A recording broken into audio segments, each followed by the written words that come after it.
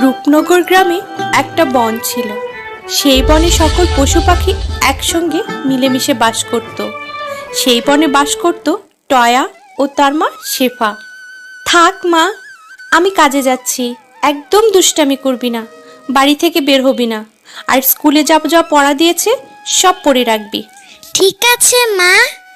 আচ্ছা থাক তাহলে, আমি যাই। মা। হ্যাঁ, কিছু বলবি মা? মা, আমার জন্য কি একটা আখ এনে দিবে? আমার না খুব আখ খেতে মন চাচ্ছে। ঠিক আছে, এনে তো দিবই, তবে আখ খেতে যেয়ে যদি দাঁত ভেঙে যায় তাহলে কিন্তু আমার দোষ নেই, আগেই বলে দিলাম। হি হি হি। কি রে শেফা, তুই প্রতিদিন এত দেরি করে আসিস কেন? এটা কি তোর বাবার বাড়ি? যখন খুশি আসবি, যখন খুশি যাবি। মাসে মাসে বেতনগুলো কি তোকে বসে বসে খাওয়ার জন্য দিই? রিনা ভাবি, কোথায় দেরি করলাম? মাত্র তো 5টা মিনিট পরই আসলাম, আর প্রতিদিন যে 1-1.5 ঘন্টা পরে যাই এটা তো দেখলেন না।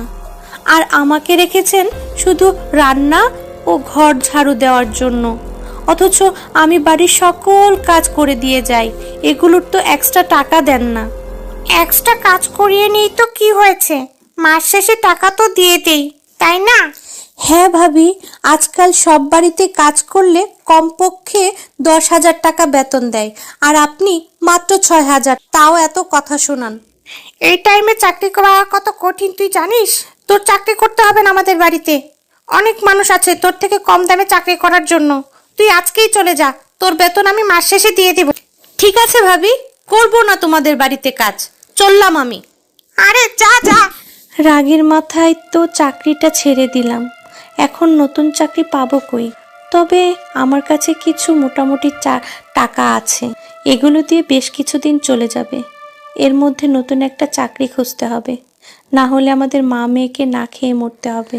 তবে আগে টয়ার জন্য একটা আখ নিয়ে যাই, না হলে বুড়িটা বাড়ি মাথায় তুলবে। মা, আমার জন্য আখ এনেছো? হ্যাঁ রে মা, এই নে তোর আখ। কি হয়েছে মা, এমন চুপচাপ কেন? তোমার মন কি খারাপ? মারে, রাগের মাথায় তো রিনা ভাবির কাজটা ছেড়ে এলাম, এখন চলবো কিভাবে? আমাদের যে কয়টা টাকা জমানো আছে তা তো 1 মাসেই শেষ হয়ে যাবে, এরপরে কি করব আমরা? আর এত তাড়াতাড়ি নতুন চাকরিই বা পাবো কোথায়?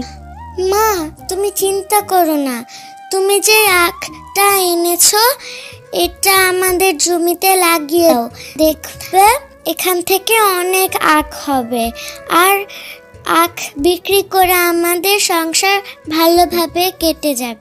হ্যাঁ রে টয়া, তোর মাথায় তো বেশ বুদ্ধি হয়েছে, চল আমরা তাই করি। হ্যাঁ মা, চলো।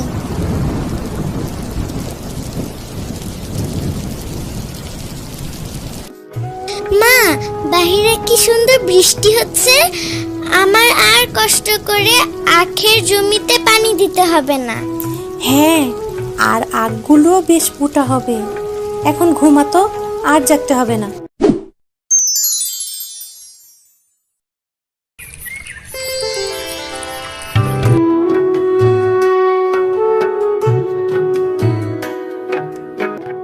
মা দেখো, আখগুলি কত বড় হয়ে গিয়েছে। কিন্তু টয়া, আমি তো অন্য কথা ভাবছি। কি ভাবছো মা, আমাকে বলো, আমি বুদ্ধি দিয়ে সাহায্য করব। ভাবছি বাজারে তো বাঘ ভাই আখ বিক্রি করেই, ওনার থেকেই তো সবাই নেয়। আমি আখ বিক্রি করলে কি মানুষ আমার থেকে কিনবে? মা, তুমি চিন্তা করো না, তুমি আখের রস বিক্রি করো, দেখবে সবাই তোমার থেকে আখ কিনবে। পাকা বুড়ি একটা, এত ভালো ভালো বুদ্ধি কই পাস রে তুই? আমি মেটাকার, দেখতে হবে না? হি হি হি। আখের রস খাবে কেউ? আখের রস, কেউ আখের রস খাবেন? চলে আসেন। শেফা, তোমার আখের রস এত মিষ্টি, সারাদিন কাজ করে তোমার আখের রস খেলেই মনটা ভরে যায়। এই শেফার কারণে আমার আখ বিক্রি হচ্ছে না, সবাই শেফার কাছ থেকেই আখ কিনছে। এই শেফার একটা ব্যবস্থা করতে হবে। কি গো, দোকান থেকে এসে ফ্রেশ না হয়ে শুয়ে পড়লে যে? আর তোমাকে বলেছিলাম বাজার আনতে, আসলে তো খালি হাতে, কিচ্ছু আনো নাই। আর বলো না, ওই ফকিন্নি শেফা আখের রস বিক্রি করছে। সবাই ওর কাছ থেকে আখের রস কিনছে। আমার কাছ থেকে কেউ আখের রস কিনছে না, এজন্য কোনো বাজারও করতে পারলাম না। ও এই ব্যাপার, তুমি চিন্তা করো না গো, আজকে রাতে তুমি আর আমি গিয়ে সব আখ চুরি করে নিয়ে আসবো। আরে বাহ, তোমার মাথায় তো সেই বুদ্ধি, তাহলে আমরা এটাই করব। আরে হয়েছে হয়েছে, আজকেই সব আখ চুরি করে নিয়ে যাবে নাকি? যতটুকু নিয়েছো অতটুকুই চলো, কালকে আবার আসবো। এখন তাড়াতাড়ি চলো, সবাই দেখে ফেলার আগেই।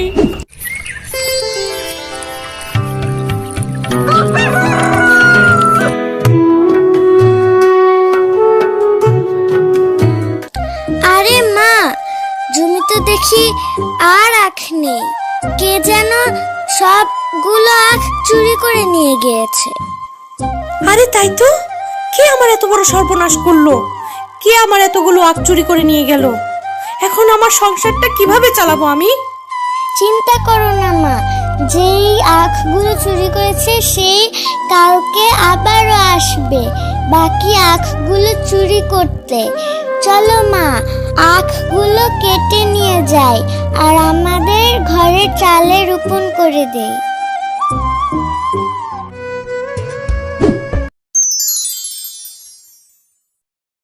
দেখো মা, আমাদের আখগুলো আবার কত বড় বড় হয়ে গিয়েছে। আমরা আবার আখ বিক্রি করতে পারবো। হ্যাঁ রে মা, কিন্তু চোর যদি আবার আমাদের আখ চুরি করতে আসে তখন আমরা কি করব?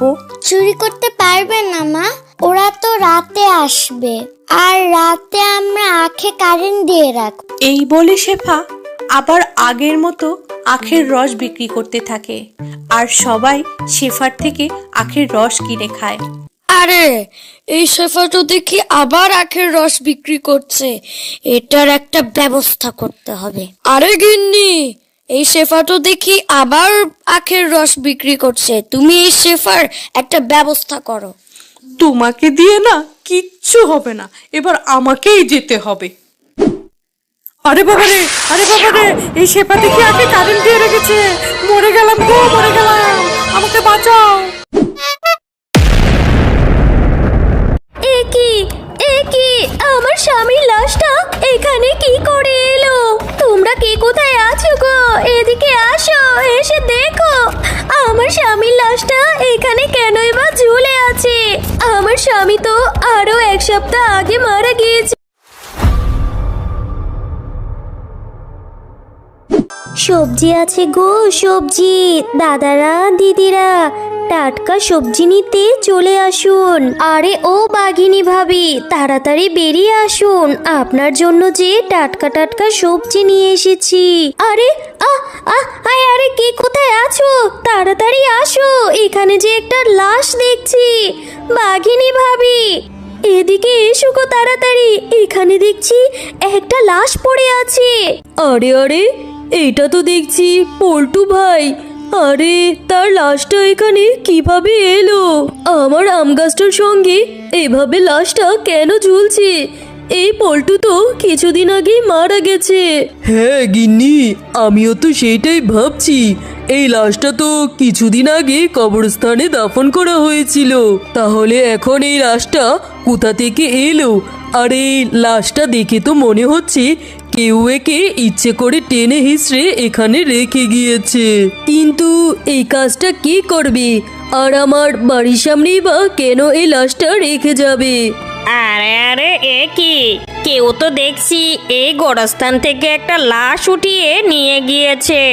আমি তো কালকে রাত্রে ভালো করেই পাহারা দিয়েছি, তা এই লাশটা কে এখান থেকে উঠিয়ে নিয়ে গেল? এইটা হচ্ছেটা কি? না না, আর দেরি করা যাবে না, আজকে ওই বাঘ মামাকে যে সব ঘটনা খুলে বলতে হবে। বাঘ মামা যে কবরস্থান থেকে প্রতিনিয়ত লাশ চুরি হচ্ছে, আজকেও একটা লাশ চুরি হয়েছে। আমার ঠিক মনে আছে, আমি রাতে ভালো করেই পাহারা দিচ্ছিলাম, তাহলে এই কাজটা কে করলো? আমার তো এই বিষয়টা খুবই চিন্তার মনে হচ্ছে। আপনি একটু দেখুন না বাঘ মামা। হ্যাঁ রে মিচকে, আর ওই লাশগুলো কবরস্থান থেকে উঠিয়ে এনে আমার বাড়ির সামনে আম গাছের নিচেই বা কেন রাখছে? বিষয়টা তো আমাকে দেখতেই হবে। তুই এখন থেকে একটু ভালো করে কবরস্থানে পাহারা দিস তো। হ্যাঁ বাঘ মামা, আমি তো রাতে ঠিক মতো ঘুমাইও না, কত কষ্ট করে কবরস্থানে পাহারা দিচ্ছি, কিন্তু তারপরেও যে কিভাবে কি হয়ে যাচ্ছে বুঝতেই পারছি না। আর গত কিছুদিন ধরে কবরস্থানে আমি এক বাচ্চার কান্নার আওয়াজ পাচ্ছি, আর কাছে যেতেই বাচ্চার আওয়াজটা যেন উধাও হয়ে যাচ্ছে।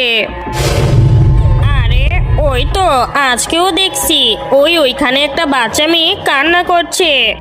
যাই গিয়ে একটু দেখি ওখানে।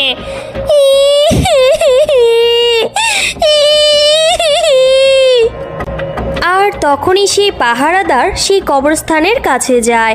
আর যখনই সেই বাচ্চাটার কাছে যায়, সে যেয়ে দেখে বাচ্চাটি উধাও হয়ে গিয়েছে। আরে এই বাচ্চা মেয়েটা দেখি এখান থেকে উধাও হয়ে গিয়েছে। কি জানি, মনে হয় আমার মনের ভুল। ইদানিং যে আমার কি হয়েছে, আর এত রাতেই বা একটা বাচ্চা মেয়ে এখানে কি করতে আসবে? বাড়ির সামন দিক দিয়ে যাচ্ছিল, আর তখনই তাদের আম গাছে একটি লাশ ঝুলন্ত অবস্থায় দেখতে পায়। এ কি আমার স্বামীর লাশটা এখানে কি করে এলো? তোমরা কে কোথায় আছো গো? এদিকে আসো, এসে দেখো আমার স্বামীর লাশটা এখানে কেনই বা ঝুলে আছে। আমার স্বামী তো আরো এক সপ্তাহ আগে মারা গিয়েছে। তাহলে কে আমার স্বামীর লাশটা এখানে এনে ঝুলিয়ে রেখেছে? আর এই কথা বলতেই সেখানে কবরস্থানের পাহারাদারটা চলে আসে। আরে বাঘ মামা, আজকেও কবরস্থান থেকে একটা লাশ চুরি হয়েছে, আর ওই লাশগুলো এনেই বা আপনার এই আম গাছের সাথে ঝুলিয়ে কেন রাখছে? আর আমি তো খুব ভালো করে পাহারা দিচ্ছিলাম। হ্যাঁ হ্যাঁ, আমার বোঝা হয়ে গিয়েছে তুই যে কিভাবে পাহারা দিস। তুই যদি ভালো করে পাহারা দিতি তাহলে আর এরকমটা হতো না। বুঝতে পেরেছি, তোকে দিয়ে আর কিছু হবে না। আজকে থেকে তোর সঙ্গে আমিও পাহারা দেব। এরপর কথা মতো বাঘ মামাও পাহারাদারের সঙ্গে গিয়ে কবরস্থান পাহারা দেয়। আর তারা কথা বলতে বলতেই সেখানে এক বৃদ্ধা মহিলা এসে হাজির হয়। ও বাবারা, খুব বিপদে পড়ে তোমাদের কাছে সাহায্য চাইতে এসেছি। আমাকে একটু দয়া করে সাহায্য করো না। আমার নাতিটা অসুস্থ হয়ে ঘরের মধ্যে পড়ে আছে। আমি বুড়ো মানুষ, নাতিনটাকে ডাক্তারের কাছেও নিয়ে যেতে পারছি না, আর আশেপাশে কোনো গাড়িও নেই। তোমরা আমার নাতনিটাকে বাঁচাও গো বাবা। এসো এসো, আমাকে সাহায্য করো। আমার নাতনিটাকে ডাক্তারের কাছে নিয়ে যাও। আরে চিচকে, এই বুড়িমা কি বলছে? ওনার নাতিনটা নাকি খুবই গুরুতর অসুস্থ। এরপর কবরস্থানের পাহারাদার ও বাঘ মামা সেই বৃদ্ধা শিয়ালিনীর পিছনে পিছনে যেতে থাকে। আর তারা হাঁটতে হাঁটতে খেয়াল করে কিছুক্ষণের মধ্যেই বুড়িটা সেখান থেকে উধাও হয়ে যায়। আরে বাঘ মামা, দেখলে তো এই বুড়িটা হঠাৎ করে উধাও হয়ে গেল। আমার যে এবার ভীষণ ভয় করছে। আপনি চলুন না, আমরা সে কবরস্থানে ফিরে যাই, তাড়াতাড়ি চলুন। আর সেখানে দেখতে পায় বুড়িমার এক ভয়ঙ্কর চেহারা। তারা সেখানে গিয়ে দেখে বুড়িমা সেখানে বসে বসে কবর খুঁজছে। আরে এই বুড়িমা তো দেখছি আমাদেরকে দূরে নিয়ে ফাঁকি দিয়ে এখানে এসে লাশ চুরি করছে। এই বুড়ি কি তাহলে লাশ চোর? আমি প্রতিশোধ নেব, আমি প্রতিশোধ নেব তোর বউয়ের উপর। তুই কি জানতে চাস আমি কেন এটা করেছি? সেই দিন তোর বউ অনেক অন্যায় করেছিল আমার আর আমার ছোট্ট নাতনিটার সাথে। তোরা কি শুনতে চাস সেই দিন ঠিক কি হয়েছিল?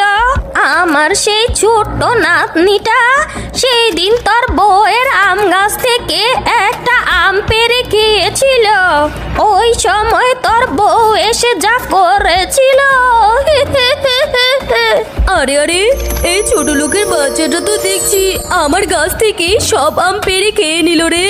হায় হায় হায় রে, আমার কত বড় সর্বনাশ করলো এই ছোট লোকের বাচ্চা। তোকে আজ আমি মেরেই ফেলবো। তোর এত বড় সাহস কোথা থেকে এলো? তুই আমার গাছ থেকে নাকি আম পেড়ে খাচ্ছিস? তোদের মতো ছোট লোকদের আর বাঁচিয়ে রাখবো না। আজকে তোকে আমি মেরেই ফেলবো। বল, আরো আম চুরি করে খাবি? আরে আরে, এই ছোট লোকের বাচ্চাটা তো দেখছি সত্যি সত্যি মরে গিয়েছে। এখন এখন কি হবে? এই লাশটাকে নিয়ে এখন আমি কি করব? মরে গিয়েছে, ভালো হয়েছে। ওদের মতো ছোট লোক গরিব বদমাইশদের বেঁচে থাকার কোনো অধিকার নেই। কিন্তু এই লাশটাকে আমি এখন কি করব? আমার নাতনিটাকে নিয়ে আর পারি না। এই তো বলে গেল দাদিমা আমি এক্ষুনি চলে আসব। এখন তো খুব বেলা হয়ে গিয়েছে, এখনো কোথাও দেখতে পাচ্ছি না। না না, বাড়িতে আর হাত গুটিয়ে লাভ নেই। যাই যাই, একটু এগিয়ে যাই, যদি খুঁজে পাই তাহলে এনে খাওয়াবো। নাকি ঢিং ঢিং করছে। আরে আরে, এ কি? এ তো দেখছি আমার দিদি ভাই মিনার লাশ পড়ে আছে। ও বাকিনি, আমার মিনাকে কে মেরেছে? আমার মিনাকে কে মেরে ফেলেছে গো? হ্যাঁ হ্যাঁ, তোমার নাতনি মরে গিয়েছে, বেশ হয়েছে। নাতনিকে তো চুরি করার শিক্ষা দিয়েছো। তোমার নাতিন আমার গাছের আম চুরি করেছে, তাই আমি ওকে সাহায্য করে গিয়েছিলাম। আর আমার হাতের মার খেয়ে তোমার নাতনি ওখানেই মরে গিয়েছে। আর এই বিষয়টা ধামাচাপা দিয়ে রাখবে। যদি গ্রামের অন্য কেউর কানে শুনি এই বিষয়টা, তাহলে তোমাকেও নাতনির কাছে পাঠিয়ে দিব। হ্যাঁ। আরে বাঘিনী, তুমি এইটা কি বলছো? তুমি আমার নাতনিটাকে সামান্য একটা আমের জন্য মেরে ফেললে? তোমার গাছের না হয় একটা আমই খেয়েছিল। হ্যাঁ, সেজন্য কি আমার নাতনির জীবনের থেকে কি তোমার গাছের আম বড় হয়ে গেল? আমি তো তোমাকে ছাড়বো না বাঘিনী, আমি তোমাকে পুলিশে দেব, তোমার বিচার হবে। আর এই কথা শুনে শয়তান বাঘিনী বৃদ্ধার মাথার উপর একটি ইট ছুঁড়ে মারে, আর সেই ইটের আঘাতে বুড়িমা সেখানে পড়ে সেখানেই মারা যায়। আরে আরে, এইটা কি হলো? এই বুড়িমা তো এখানে পড়ে মারা গেল। এখন কি হবে? এখন তো পুলিশ এসে আমাকে ধরে নিয়ে যাবে। এক্ষুনি আমাকে কিছু একটা করতে হবে। এই লাশ দুটোকে আমাকে লুকোতে হবে। তোর শয়তান বউ আমাকে আর আমার নাতনি লাশ ওই আম গাছের নিচে পুঁতে রেখেছিল। হ্যাঁ বুড়িমা, তোমার কথা শুনে আমার খুব খারাপ লাগলো। সত্যি, আবার বউ তোমার আর তোমার নাতনির সঙ্গে খুব খারাপ করেছে। কিন্তু তার প্রতিশোধ নিতে চেয়ে তুমি এই কবরস্থান থেকে রোজ রোজ লাশ কেন চুরি করে নিয়ে যাচ্ছ? এটা তো ভালো কাজ নয়। তুমি চাইছোটা কি আমাকে বলো, আর আমি আমার বউয়ের উপযুক্ত শাস্তি দেব এই অপরাধের জন্য। আমি তোর বউকে মেরে ফেলবো। আমি তোর বউয়ের লাশ চাই। তোর বউকে আমি উচিত শিক্ষা দেব। বুড়িমা, তুমি যা চাইছো তাই হবে। আমি আমার বউকে সর্বোচ্চ শাস্তি দেব। তবে তুমি আমাকে কথা দাও, তুমি আর এই কবরস্থান থেকে লাশ উঠিয়ে নিয়ে যাবে না। আর কালকে সকালে তুমি আমার বাড়ির সামনে আসবে। তোমার সামনেই আমি আমার বউকে উচিত শিক্ষা দেব। তোর বউকে আমার কাছে ছেড়ে দে।